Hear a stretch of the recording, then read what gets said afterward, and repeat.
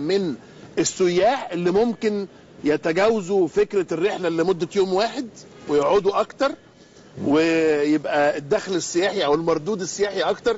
وبيني وبينك أنا طول عمري بفكر إن أنا نفسي أبقى لاعب جولف، بس عمري ما لعبته. بقى انا من رايي بقى اتس تو ليت دلوقتي، مفيش داعي تلعبه.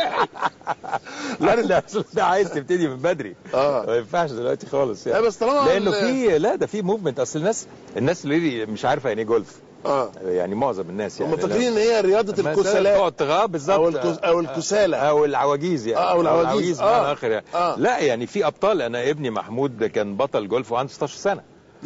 طبعا، فلازم تبتدي بدري وتبتدي وانت صغير. وفي في ابطال كتير قوي في مصر النهارده في رياضه الجولف، شباب صغيرين يعني. انت عارف ان بطل الجولف العالمي تايجر وودز، عرفت ايه اللي حصل معاه؟ مراته ظبطته في حاجه كده مش طبيعيه. بيضرب كوره ولا ايه؟ هول ان وان، عمل هول ان وان.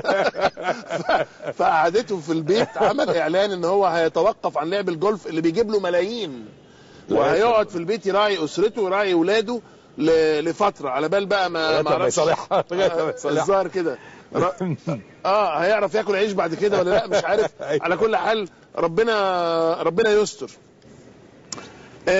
طبعا زي ما قلنا الجماعه اللي هم اهل الاقصر ليهم عاداتهم وتقاليدهم وافراحهم الشعبيه متميزه جدا. علشان كده كاميرا 90 دقيقه نزلت وتعايشت مع فرح شعبي يا استاذ حسين له خصائص ومميزات خاصه جدا. ونشوف تقرير داليا ابو عميره.